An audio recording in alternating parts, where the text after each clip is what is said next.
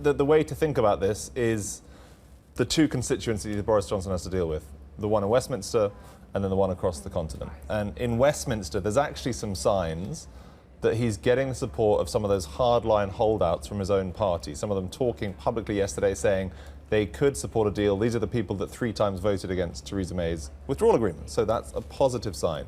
However, the Prime Minister still needs the DUP, the Northern Irish Party. They've always been the swing vote. If he doesn't get them, he of course needs quite a lot of Labour MPs, backbenchers from the opposition party.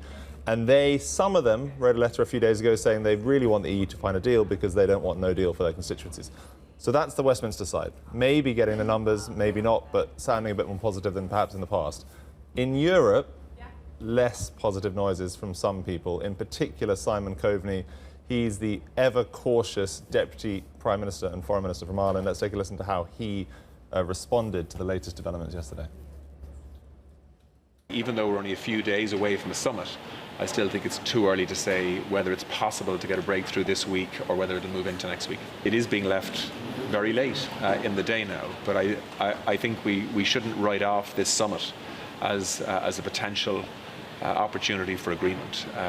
But I think we've got to take our lead from Michel Barnier.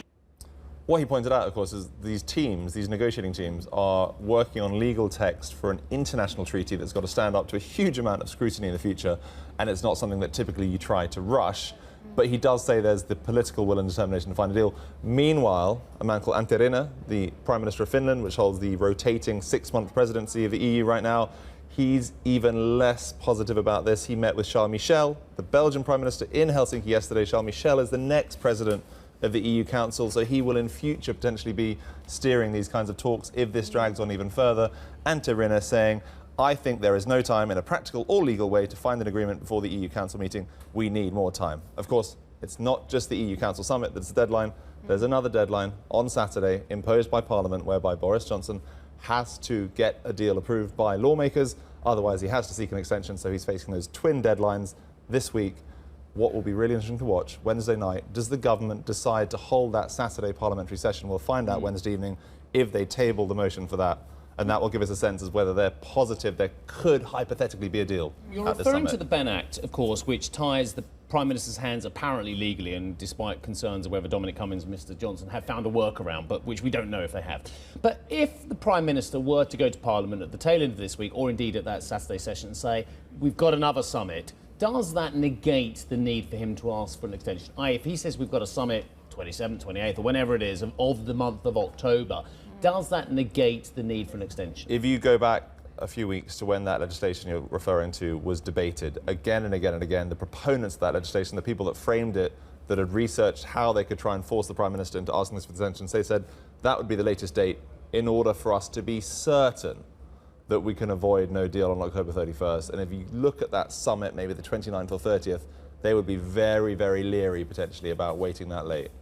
And in terms of the extension that they would have to ask, is it set in stone that this would be an extension to January, or is there some variability there? They can ask whatever they want, the British side, but of course it's up to the rest of the Europeans as to whether they grant that extension and on what terms. And of course you really have two potential options. One is a short-term extension if all these European leaders think, yes, we are on the cusp of a deal that we're all happy with, we just need the legalities to be squared away. Or do you have a much longer extension, which would allow time for an election or even a second referendum? That's what Jeremy Corbyn is saying he would like to see. And that, of course, could be a much, much, much, much longer extension. He's talked about 6 months after that election to have a referendum.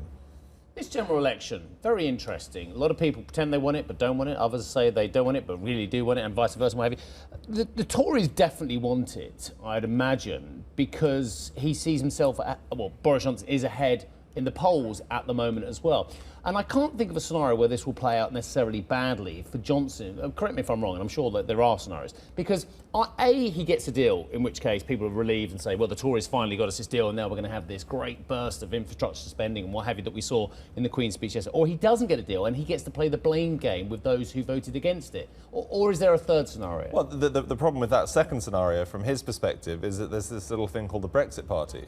And so if you haven't got a deal, you're blamed for not getting a deal, and Nigel Farage and his cohort potentially go to areas of the country where they're desperate to get a deal no matter what and says, this Conservative government can't deliver a deal, we'll do so immediately at any cost. Vote for us, and But they can't do that because, again, as you pointed out, there is this thing called Parliament, which, let's face it, the Brexit Party will not get a majority. I don't think so. If only voters were that logical, then this would all be gone away potentially. Yeah. I mean, no, that's the challenge for the Conservatives. From the Labour perspective, of course, it's all about trying to keep their options open. Whether that serves them well at the polls, again, a very difficult question to I wouldn't answer. say voters are necessarily logical. I think they're just incredibly split in the countries. When we have such a fragmented political, and as you've done on your travels across Europe, we have fragmented politics, and that's the problem. Not so much that people are right or wrong on Brexit, that's not for us to decide, but actually it's the fact that it's so fragmented that you can't have single or two-party politics anymore, perhaps even in the United Kingdom. Well, look, it's when I say illogical, when it comes to the Brexit Party, here's what I'm talking about. Johnson has said repeatedly he will not work with Nigel Farage. So if you're voting for the Brexit Party because you want to see Brexit done immediately, there's very to little chance of getting a Brexit Party majority government that can do what they say they're going to do. In fact, there's very slim to none chance they'll actually even get into government as part of a Conservative-led majority. So when you vote for the Brexit Party in the future, you're not actually going to be able to deliver the Brexit that Nigel Farage says he wants to deliver. Hi, I'm Joanna Bersecci, and thank you for watching. You can check out more of our videos by clicking on the boxes on the screen. And don't forget to subscribe to our channel for more from CNBC International. Thank you for watching.